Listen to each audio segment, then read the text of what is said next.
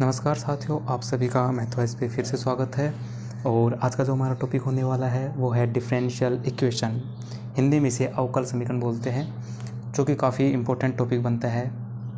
और साइंस की अगर हम बात करें तो साइंस में बहुत सी ब्रांच में इसका बहुत ज़्यादा यूज़ होता है। ठीक है, जब हम साइंस में स्टडी करते हैं तो बहुत सी ऐसी सिचुएशंस आती है जब किसी केस में डायरेक्ट रिलेशन कर पाना मुश्किल होता है हमारे लिए, तो उस कंडीशन में हम डिफरेंशियल इक्वेशन की सहायता से इजीली रिलेशन फाइंड कर सकते हैं, मतलब उसका सॉल्यूशन फाइंड कर सकते हैं।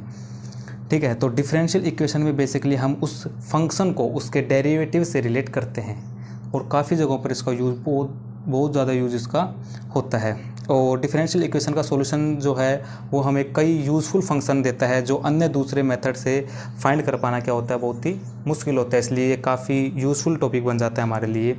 और अगर हम बात करें इसके यूज़ की तो डिफरेंशियल जो इक्वेशन उसका यूज़ हम फिजिक्स में भी करते हैं। फिजिक्स में तो बहुत ज़्यादा करते हैं। जो हमारे पास हैमिल्टोनियन जो इक्वेशंस होती है और लाग्रांज जो इक्वेशंस होती है, उन सभी में इसका उपयोग बहुत ज़्यादा यूज़ होते हैं। फिजिक्स के अंदर भी इसका यूज़ होता है, बायोलॉजी के अंदर भी इसका यूज़ होता है, और न्यूटन का जो लॉ होता है कूलिंग का थर्मोडायनेमिक्स में, उसमें भी इसका बहुत ज़्यादा यूज़ होता है। तो जो डिफरेंशियल जो इक्वेशन है उसका हम मतलब फिजिक्स में भी, बायोलॉजी में भी, केमिस्ट्री में, इकोनॉमिक्स में, हर किसी फील्ड में इसका क्या करते हैं, हम यूज़ करते हैं। तो मैं कुछ बता देता हूँ आपको इसके बारे में कि एक्चुअल में क्या होता है ये। तो एक्चुअल में जो डिफरेंशियल इक्वेशन जो होता है उसमें एक तो इंडिपेंडेंट और एक डिपेंडेंट जो वेरिएबल होते हैं, ठीक है, उनके ऊपर ही सारा चलता है ये। तो एक ऐसा अवकल समीकरण जिसमें स्वतंत्र चर इंडिपेंडेंट वेरिएबल के रेस्पेक्ट में इंडिपेंडेंट के अवकलज यानी कि उसके डेरिवेटिव सम्मिलित हो तो उसे अवकल समीकरण कहते हैं। अभी समझ में नहीं आएगा शायद, मुझे लग रहा है, इसलिए मैं अभी क्वेश्चन कराऊंगा जब आपको थोड़ा और आइडिया होगा इसके बारे में सही से कि क्या होता है। जैसे कि मैं आपको कहूँ तो ये इसका इंट्रोडक्शन मैंने बता दिया आपको।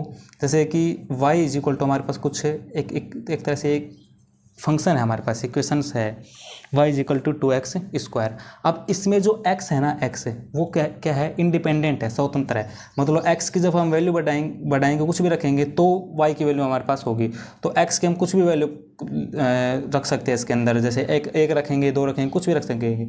तो यहाँ पर जो x है ना वो इंडिपेंडेंट है, ठीक है, और जो y है वो है डिपेंडेंट। y जो क्या है वो डिपेंडेंट, यानी कि ये जो है स्वतंत्र जिसे बोलते हैं हिंदी में, और ये है एक तरह से आश्रित, डिपेंडेंट, ठीक है। अनाश्रित और अनाश्रित होते हैं ये।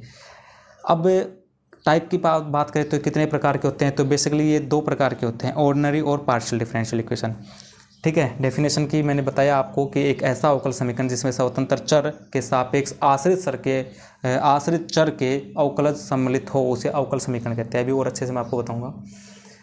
और अगर इसके टाइप्स की अगर हम बात करें तो दो प्रकार मैंने बताया आपको। एक तो होता है साधारण अवकलन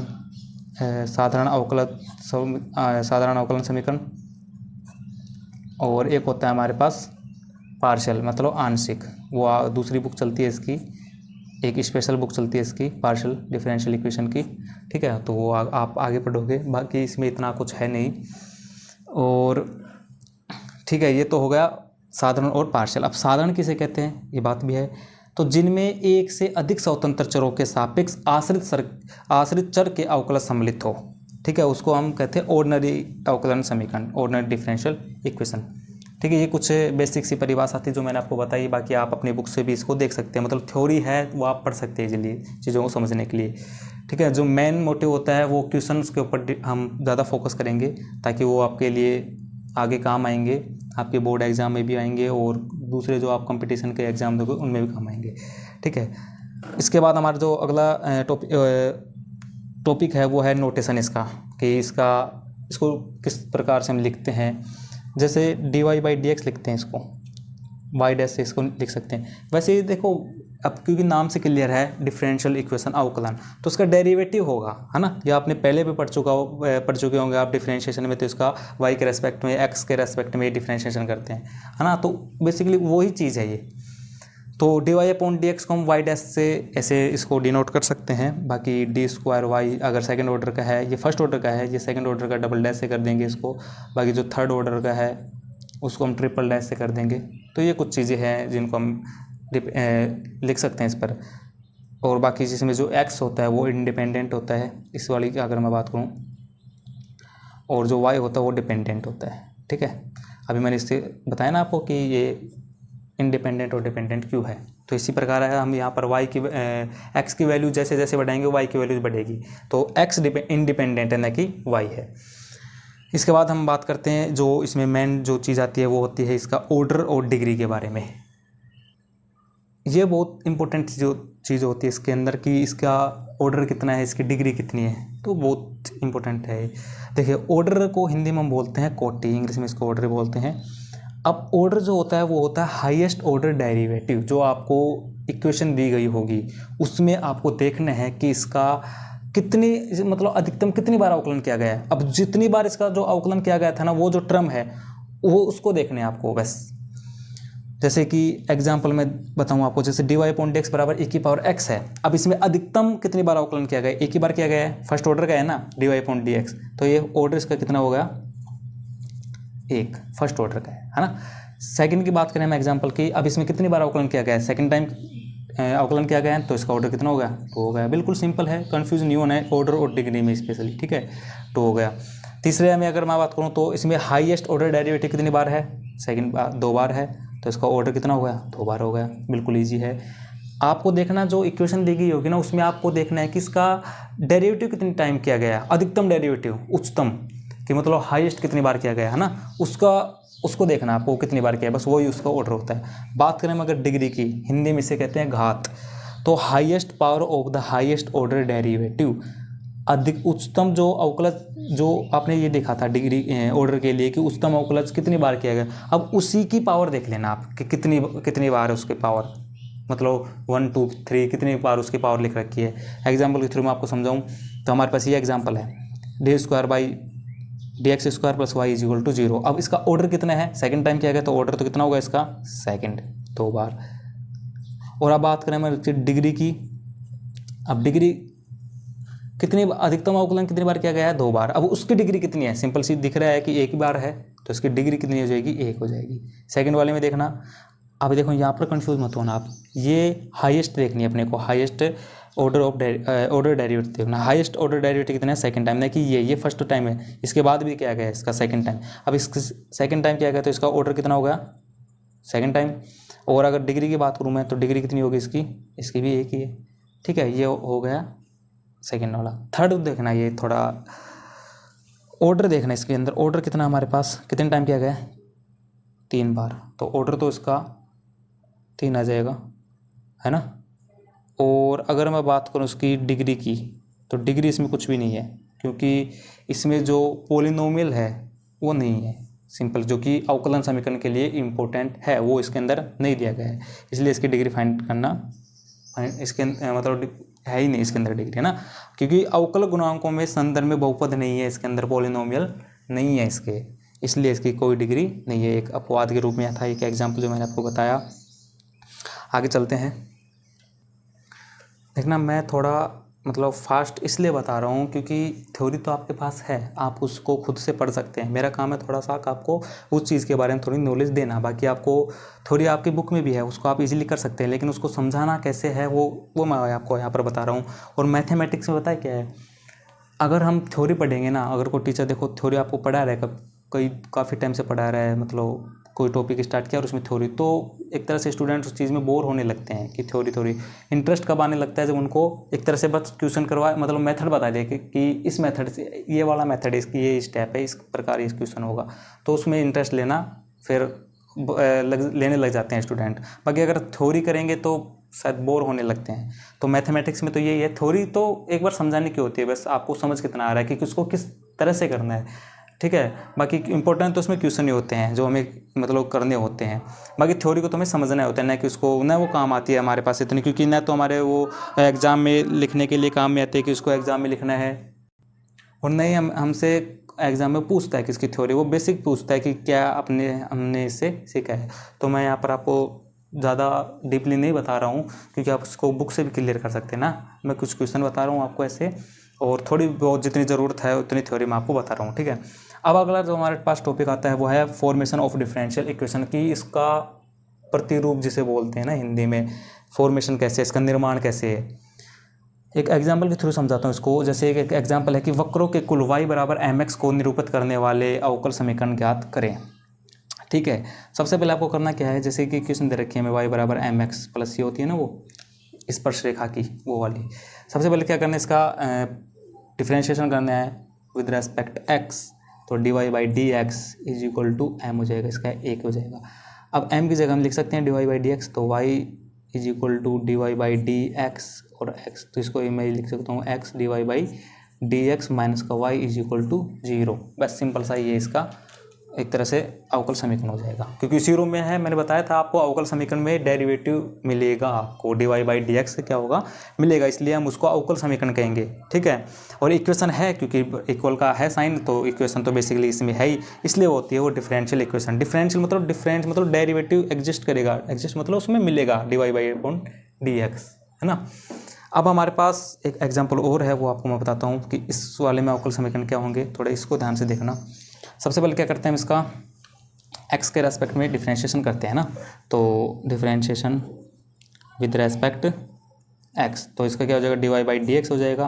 अब इसको फर्स्ट सेकंड मान के करते हैं, तो पहला एच टी रहेगा, सेकंड का डिफ्रेंशिएशन करेंगे तो इसमें भी करेंगे, तो ये कांस्टेंट है ये, तो साइन का क्या हो जाएगा कोस एक्स हो जाएगा, प्लस होगा बी कोस का क्या होता है माइनस का साइन एक्स होता है। पहला एच टी सेकेंड का differentiation plus second H T रहेगा हमारे पास A sine X plus B cos X, और फर्स्ट का क्या होगा डिफरेंशिएशन मतलब ई की पावर एक्स होगा, है ना। ये तो होगा ये। अब सेकंड टाइम इसका और करना पड़ेगा हमें, तो इसके लिए पहले मैं इसको सही से फॉर्म में लिख देता हूँ, इज इक्वल टू ई की पावर एक्स, ये तो एच टी रहेगा ए कोस एक्स माइनस का बी साइन एक्स।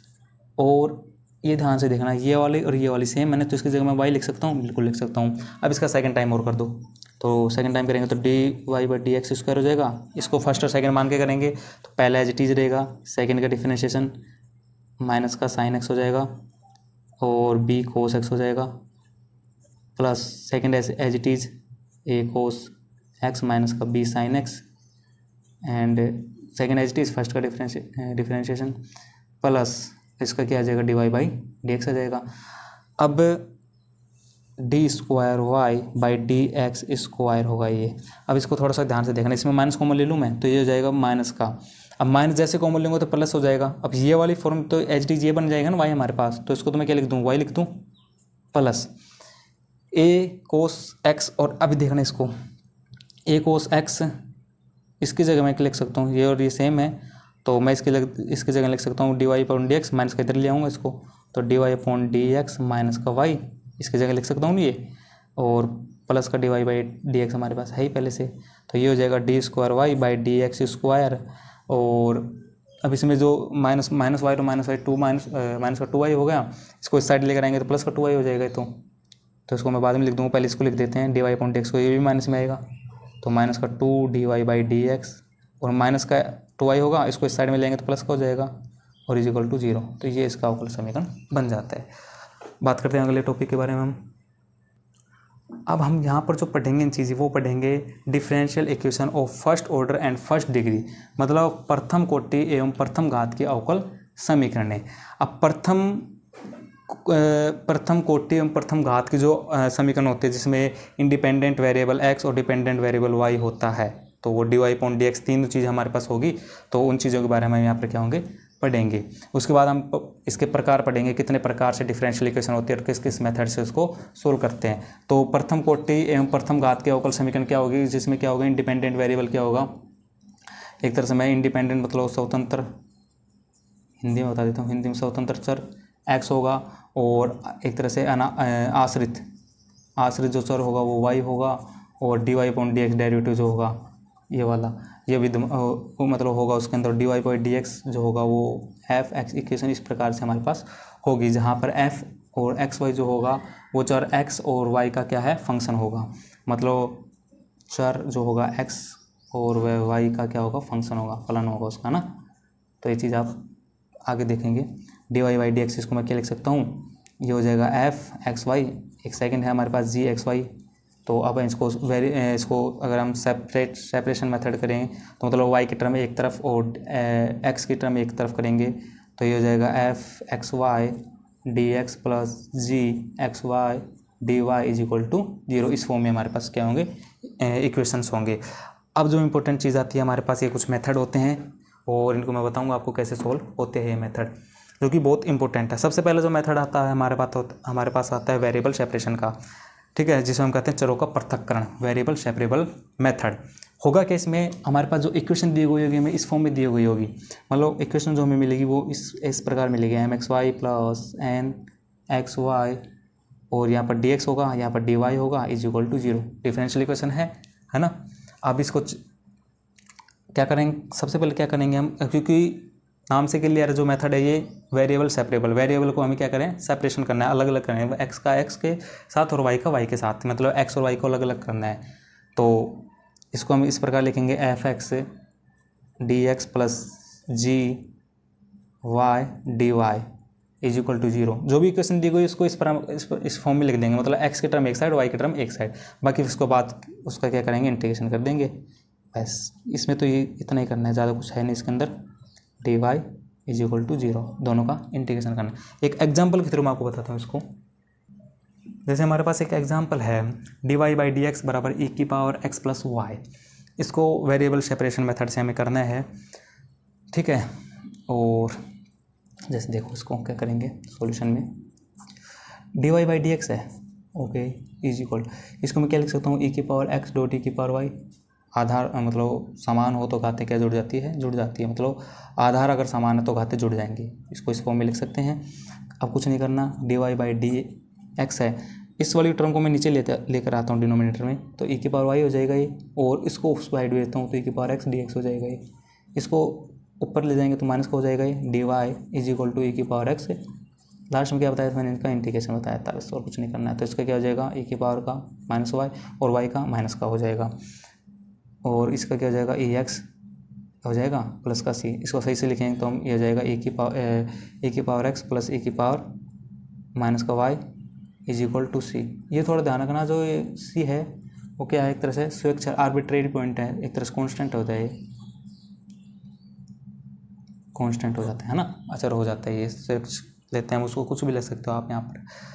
अब बस थोड़ा सा जो लास्ट में जो आंसर आएगा ना आपको, उसमें थोड़ा सा देख लेना आप उसको, मतलब आंसर तो आ जाएगा आपका, आंसर में कोई दिक्कत नहीं है, लेकिन उसको सेट कर रखा होगा कि जैसे आंसर में आपकी बुक में दिया होगा उस हिसाब से आप उसको देख लेना, बाकी आंसर तो आ जाएगा, इसमें कोई दिक्कत नहीं है। सेकंड क्वेश्चन है, इसको देख लें आप, X cos square Y D x बराबर Y cos square x D Y.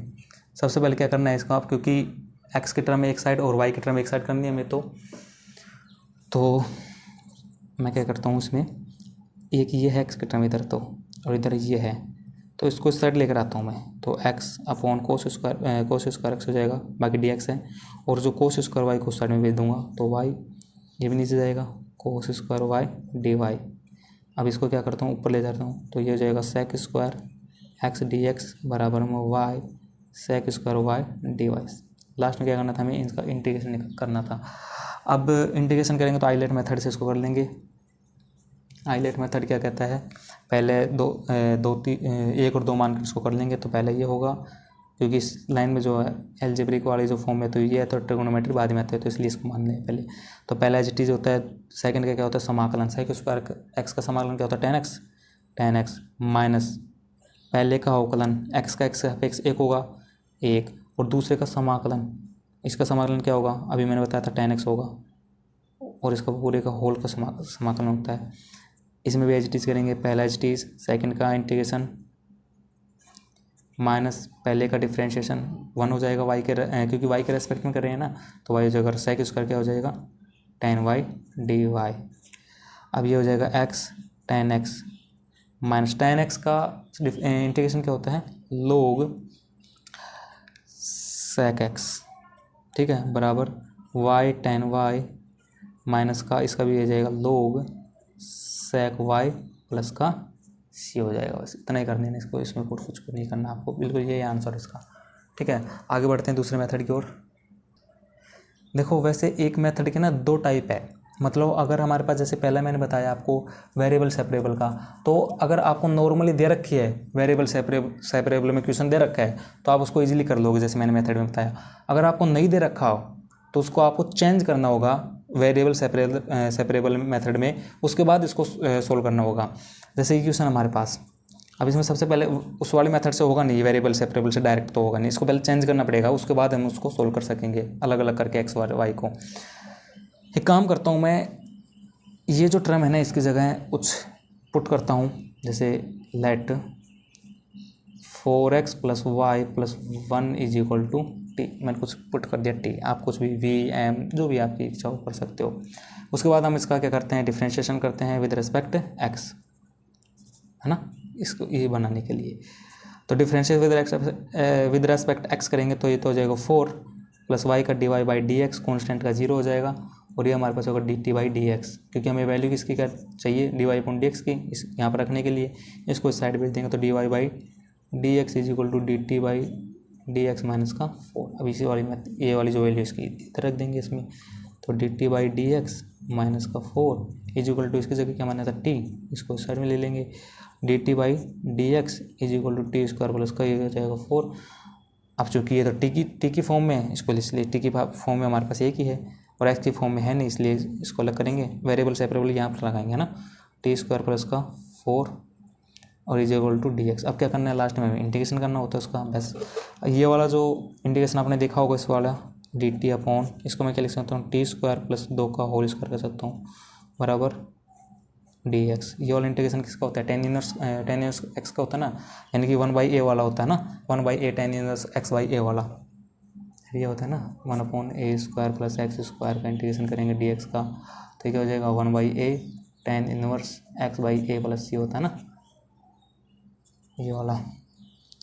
तो यहाँ पर क्या आएगा, 1/a हमारे पास 2 है, tan इनवर्स x मतलब t 1/a और = x प्लस का c कर लेंगे, 2 को साइड भेजेंगे तो tan inverse t/2 = 2x plus का 2c हो जाएगा। अब tan इनवर्स को भेज देते हैं उस साइड में, तो ये हो जाएगा t/2 = tan 2x प्लस का 2c हो जाएगा ये। अब t की जगह हमने क्या माना था, 2 को और भेज दो, है ना, t बराबर अलग से हो जाएगा बिल्कुल, ये 2 tan 2x प्लस का 2c। अब t के बराबर हमने माना था 4x प्लस का y प्लस का 1 = 2 tan 2x प्लस का 2c। ये इसका सॉल्यूशन हो जाएगा, ये इसका आंसर है। और बाकी आप अब दूसरे मेथड के ऊपर चलते हैं हम। तीसरा जो हमारे पास मेथड है वो है होमोजेनियस डिफरेंशियल इक्वेशन, काफ़ी इंपॉर्टेंट मेथड बन जाता है ये भी हमारे लिए। फॉर्म में किस में होगा, इस वाली फॉर्म में का, क्योंकि इसमें डिग्री जो होंगे दोनों की हमारे पास सेम होगी, जो डेरिवेटिव भी और जो हमारे पास वेरिएबल दिया गया उसकी दोनों की डिग्री क्या होगी, सेम, क्योंकि इसकी पहचान है, नाम से क्लियर, समघात इसमें क्या होगी, समान होगी। इस वाली फॉर्म में हमारे पास क्वेश्चन होगा fxy dx और gxy dy। बाकी इसको करना क्या है हमें, dy/dx, यहाँ थोड़ा ध्यान देने की बात है, या तो आप इसको dy/dx में कर लेना।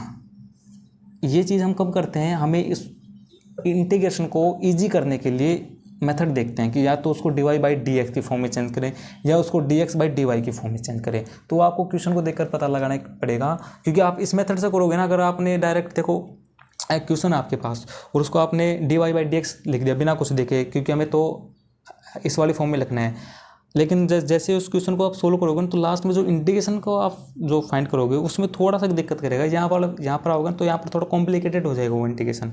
इसलिए फिर आप दूसरे मेथड से चेक करना, dx/dy रख के, वहाँ पर थोड़ा अलग बनेगा। तो ये चीज़ आपको थोड़ा सा, और ये चीज़ कब ठीक होगी, जब आप थोड़ा क्वेश्चन करोगे, उससे प्रैक्टिस से आपको पहले आइडिया लग जाएगा कि इसका इंटीग्रेशन लास्ट में जाके ये बनेगा। तो आप पहले उसको या तो dy/dx की फॉर्म में लिख के चलोगे या फिर उसको dx/dy की फॉर्म में लिख के चलोगे। तो करना कुछ भी नहीं है, dy/dx की फॉर्म में इसको लिखना है, फिर y जो है उसकी जगह vx रखना है हमें, और उसके बाद उसका इंटीग्रेशन करेंगे, ये वाली मेथड आएगा। लास्ट में एक वेरिएबल सेपरेबल मेथड से होगा ये भी, है ना, क्योंकि एक में बन जाएगी, क्योंकि dy की फॉर्म में, तो उसमें जो वेरिएबल होगा वो dy की फॉर्म में होगा, v की फॉर्म में होगा, इधर dx की। ये इसका सॉल्यूशन हो जाएगा। क्वेश्चन से मैं आपको करके बताता हूँ, दोनों ही एग्जांपल लेके मैं बताता हूँ, या तो आपको एक तो होगा dy/dx का और एक होगा dx/dy का, है ना। मैंने आपको बताया था ना सेकंड फॉर्म में dx/dy होता है, तो उस वाली फॉर्म में हमें x बराबर vy रख के करना है। अभी आपको मैं एग्जांपल के थ्रू समझाता हूँ, आपको इजीली समझ में आएगा। क्वेश्चन हमारे पास मैंने आपको बताया ना कि ये वाला dx/dy की फॉर्म में आएगा fxy, तो उस वाले मेथड से करेंगे। जैसे मैं आपको एग्जांपल के थ्रू समझाता हूँ, आपको सही से समझ में आएगा। एग्जाम्पल हमारे पास ये है X sine Y by X D Y by D x plus X minus Y sine Y by X होगा। सबसे पहले मैंने आपको क्या बताया था कि D Y by D x की फॉर्म में इसको सबसे पहले में क्या करना है, लिखना है। अब d Y by D x की फॉर्म में थोड़ा आइडिया आपको इससे भी लग जाएगा कि अगर वाई बाई एक्स है तो d Y by D x होगा, अगर एक्स बाई वाई है तो d x by d y होगा। ये चीज़ आप देख लेना।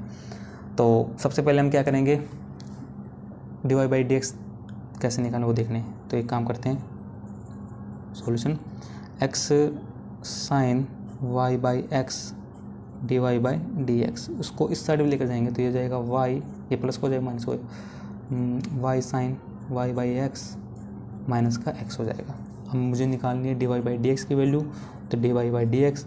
अब इसको जैसे हम इसके नीचे भेजेंगे डिनोमिनेटर में, तो ये तो हो जाएगा वाई बाई एक्स, साइन से साइन कैंसिल हो जाएगा माइनस का, इसको इसके डिनोमिनेटर में भेजेंगे तो एक्स होएगा है ना, और साइन होगा तो 1 क्या हो जाएगा, ये साइन वाई बाई एक्स, और बस इतना नहीं होगा, ये हो जाएगा।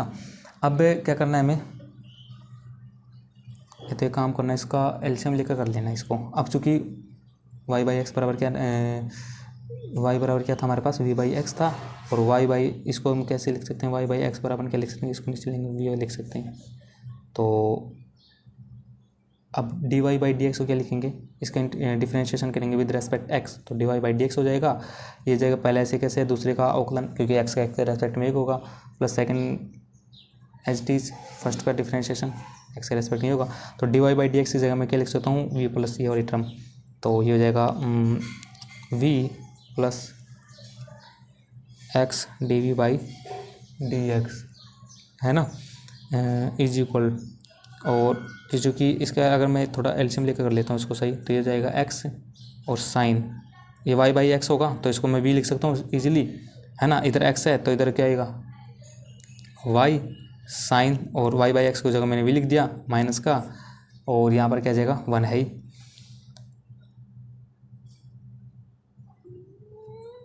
एक्स होगा ना, क्योंकि फिर इसको अलग अलग लिखेंगे तो उस वाली कंडीशन में आ जाएगा। तो ये जाएगा v plus x d v by D x is equal y by x को क्या लिख सकता हूँ मैं वी, ये जाएगा वी साइन वी, और अब वी साइन वी हो जाएगा ये तो, और माइनस का क्या हो जाएगा ये, अब चूँकि यहाँ पर एक्स है और एक्स है तो सिंपल है 1 ही आएगा अपॉन पूरे का एलसीएम कितना था, साइन वी आ जाएगा ये है ना। एक्स के बाद की बात कर रहा हूँ मैं, एक्स को अलग अलग लिखने के बाद इनमें ये वाला हो जाएगा। अब क्या करते हैं, वी को उस साइड में भेजते हैं, तो ये जाएगा x d v by D x is equal to v sine v minus का 1 और माइनस का वी साइन वी हो जाएगा। वी जब वी को किस साइड भेजोगे आप, इस साइड भेजोगे, साइन वी आ जाएगा है ना, वी साइन वी से वी साइन वी माइनस का 1 बचेगा, और टर्म अलग अलग करेंगे वेरिएबल से वेरिएबल से, तो डी वी, अब चूँकि साइन ऊपर जाएगा साइन वी हो जाएगा, तो पूरे जाएगा माइनस का 1 है, डी एक्स इस साइड जाएगा और नीचे क्या आएगा एक्स, इंटीग्रेशन कर दो सिंपल, इसका क्या आ जाएगा साइन वी का कोस वी, और 1 बाई एक्स का log एक्स प्लस क्या आ जाएगा सी, अब वी की जगह हमने क्या माना था वाई बाई एक्स, ये रहा ना, वी बराबर वाई बाई एक्स को रख दो, वाई बाई एक्स बराबर माइनस का log एक्स प्लस का सी हो जाएगा। अगर इसमें माइनस कॉमन लेकर करते हैं, क्योंकि साइन का क्या होता है माइनस का कोस भी होता है ना, सॉरी, तो माइनस कॉमन लेंगे, दोनों में कैंसिल जाएगा, ये माइनस का जाएगा, इससे कोई फर्क नहीं पड़ता। ये इसका सॉल्यूशन है। आप इसको थोड़ा सा समझना है ना, बिल्कुल इजी है, कोई दिक्कत नहीं है, बस सिंपल सा है, इंटीग्रेशन डिफरेंशिएशन है। सेकंड एग्जांपल और बताता हूँ आपको। सेकंड एग्जांपल भी बिल्कुल इजी ही है। अब क्योंकि मैंने बताया ना आपको कि वाई बाई एक्स है तो d Y by D x रख देना, और एक्स बाई वाई है तो d x by d y रख देना।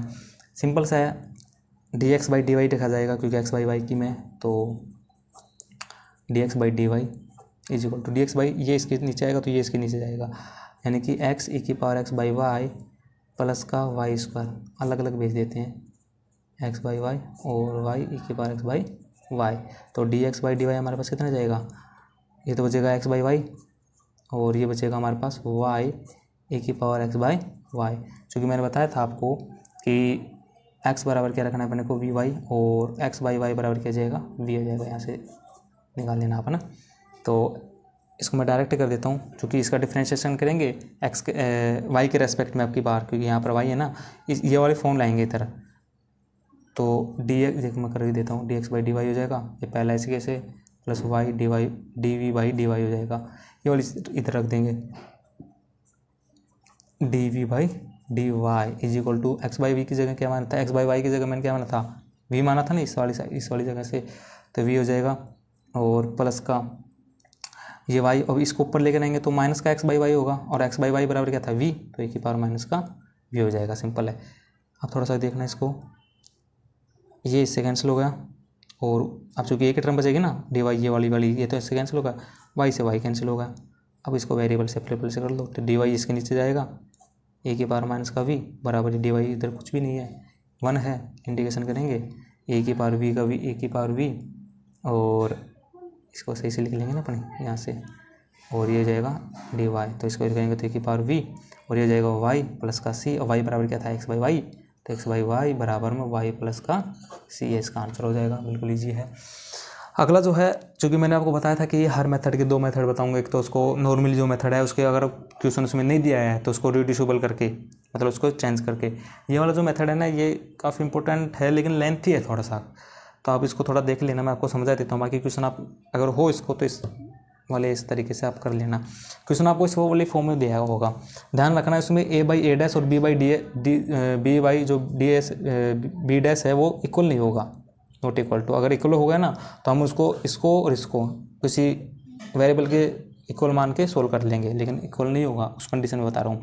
उसके बाद एक्स की जगह हमें एक्स प्लस एच रखना है और वाई की जगह कैपिटल वाई प्लस के रखना है, capital x plus h capital y plus के।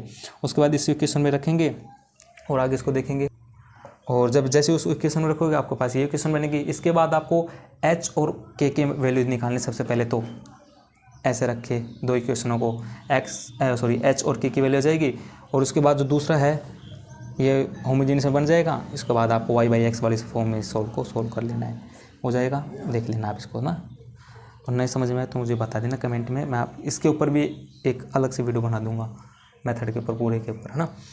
अगला जो मेथड है हमारे पास है लीनियर डिफरेंशियल इक्वेशन, रैखिक अवकल समीकरण, बहुत इंपॉर्टेंट मतलब मेथड है ये। तो फॉर्म जो इसकी किस फॉर्म में मिलेगा, तो d Y by D x plus p y is equal to q में मिलेगा, जहाँ पर पी और क्यू जो होंगे हमारे पास कॉन्स्टेंट होंगे, या एक्स के फंक्शन होंगे या वाई के फंक्शन होंगे, जिस भी फॉर्म में इसमें दे रखा होगा।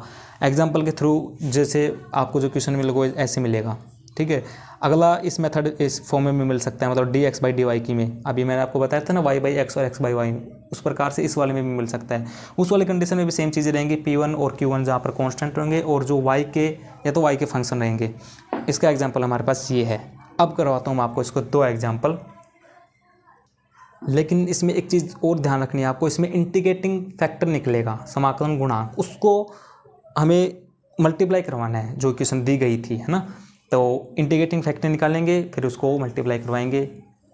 बेसिकली जो इसका सॉल्यूशन होता है वो ये होता है, मतलब y अगर x में है तो x हो जाएगा, y की में है तो y हो जाएगा। Integrating factor is equal to integrating factor को कांस्टेंट जो q था हमें उसके साथ मल्टीप्लाई करवाना है इसको, और फिर इसका इंटीग्रेशन करना है। ये इसका लास्ट सॉल्यूशन है। एग्जाम्पल के थ्रू मैं आपको समझाता हूँ कि एक्चुअल में क्या करना है इसमें। एग्जाम्पल है हमारे पास 1 + y² प्लस 2xy माइनस का cot y dy by D x. सबसे पहले हमें कुछ भी नहीं करना है इसको, क्योंकि x और y में चेंज करना है ना इसको, तो पहले तो इसको dy बाई डी एक्स या dx बाई डी वाई में चेंज करना है।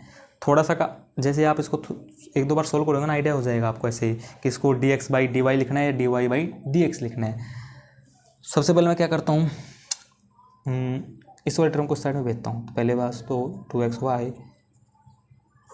माइनस का कोट y और dy by D x is equal to, उस साइड जाएगी तो ये माइनस का हो जाएगा 1 प्लस का y² हो जाएगा। अब एक काम करता हूँ मैं, इसको इस साइड भेजता हूँ और इसको नीचे लेकर आता हूँ। दैट मीन्स कि dx बाई डी वाई होगा हमारे पास, अलग कर लेता हूँ इसको, है ना।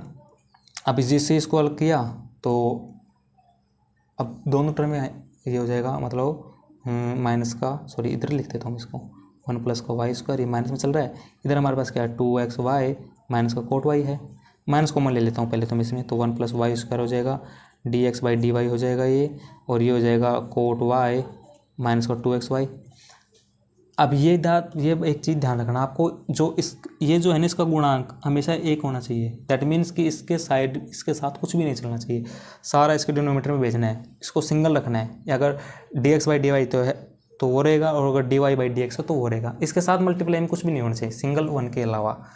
तो इसको इनके डिनोमिनेटर में भेजते हैं, तो ये हो जाएगा हमारे पास dx/dy is equal to cot y upon 1 plus का वाई स्क्वायर माइनस का 2xy 1 प्लस का वाई स्क्वायर। इसको इस साइड लेकर आएंगे तो ये हो जाएगा dx/dy और प्लस का 2xy 1 प्लस का वाई स्क्वायर बराबर कोट y अपॉन 1 प्लस का वाई स्क्वायर। ध्यान से देखोगे तो इस वाली फॉर्म में बन गया है क्वेश्चन जो मैंने आपको बताया था, मतलब dy/dx प्लस पी एक्स बराबर क्यू।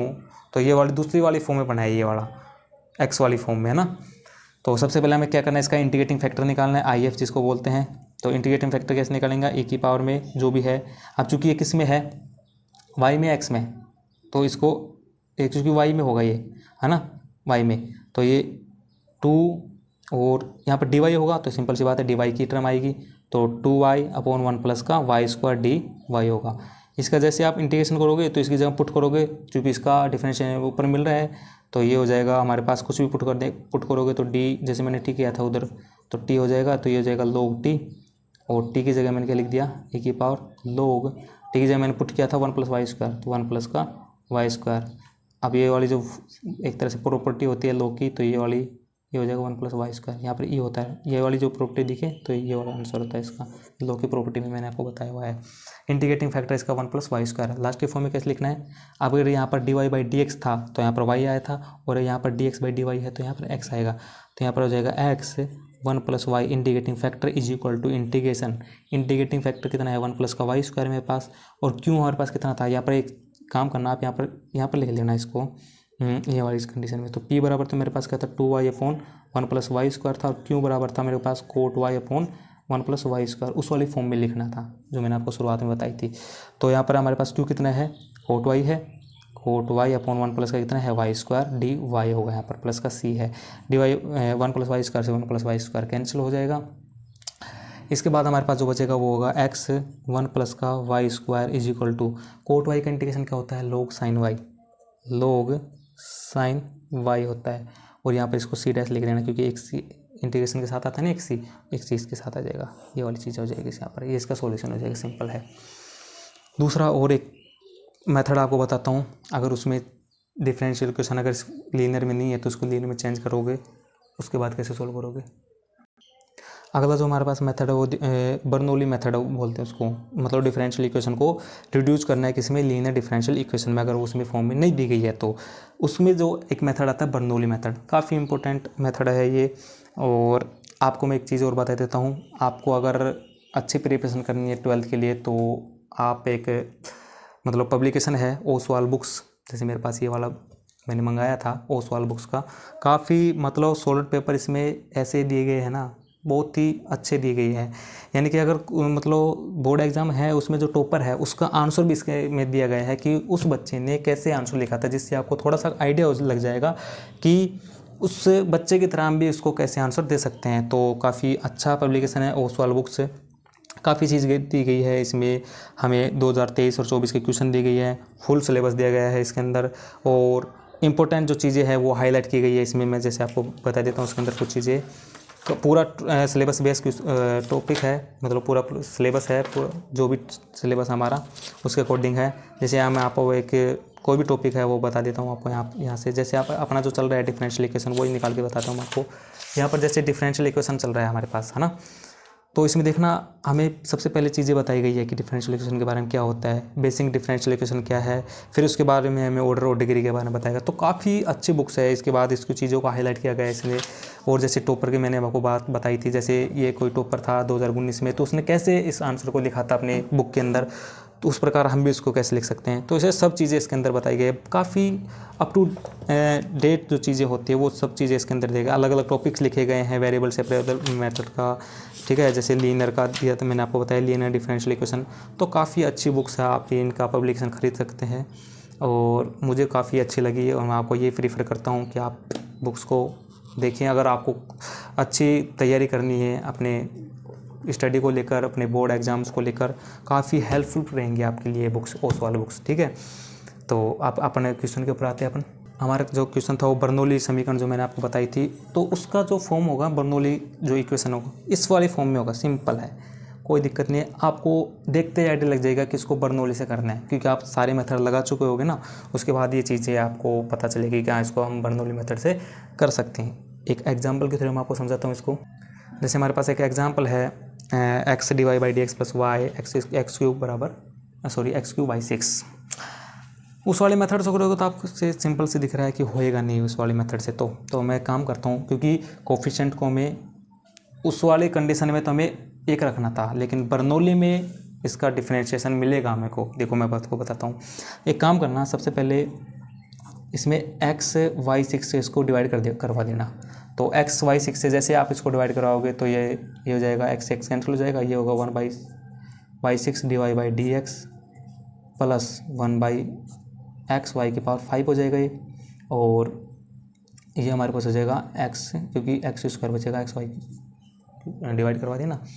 अब एक काम करना, जैसे देखो मैं अगर इस वाली ये वाली जो टर्म है 1/y की पावर 5 इसकी जगह कुछ पुट करता हूँ, और लास्ट में जब dy बाई डी एक्स की वैल्यू जब मैं निकालूंगा तो मेरे पास कौन सी मतलब जो आएगी चीज़ एक्स के रेस्पेक्ट में, अगर इसका मैं डिफ्रेंशिएशन करता हूँ तो हमारे पास ये वाली टर्म आएगी। देखो कैसे आएगी, ये हो जाएगा कितना, इसका डिफ्रेंशिएशन करवाना है ना, तो इसको या तो आप ऐसे करवा लो वाई की पावर -5 बराबर टी। अब एक्स के रेस्पेक्ट में करवाना है तो -5 वाई की पावर एक्स की पावर एन एक्स n-1 तो -6 हो जाएगा।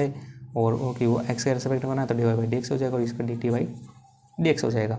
इसको मैं क्या लिख सकता हूँ, माइनस का ये D Y by D x is equal to d T by D x. अब ये वाली फॉर्मूला लेकिन आ गई हमारे पास, लेकिन -5 नहीं आ रहा है, इसको इधर भेज देंगे। सिंपल इसको रख लेंगे हम इस साइड, ये हो जाएगा हमारे पास D T by D X. ये वाली चीज़ इसके जगह पुट करेंगे, -1/5 डी टी बाई। काफ़ी इंपॉर्टेंट मेथड है ये बर्नौली वाला, और इजी भी है ना, इतना हार्ड नहीं है। इसके अंदर भी एक तरह से मैं कहूँ कि इंडिकेटिंग फैक्टर है, आपको निकालना पड़ेगा इसके अंदर भी। तो देखो अब चूँकि इस वाली फॉर्म में चेंज हो गए हमारे पास, कौन सी लीनियर वाले में। अब लीनियर वाले में था तो सबसे पहले हमें क्या निकालना था, इसका इंडिकेटिंग फैक्टर। पहले इसको यहाँ पर मैंने आपको बताया था कि इसके साथ हमेशा 1 ही रहेगा और कुछ भी नहीं रहेगा। अगर कुछ है तो उसको साइड भेजेंगे, तो माइनस के साथ इसको इस साइड भेजेंगे तो ये जाएगा -1/6 और t is equal to -5x square. Linear में हो गया। अब इसका इंटीग्रेटिंग फैक्टर आराम से निकाल देगा आप।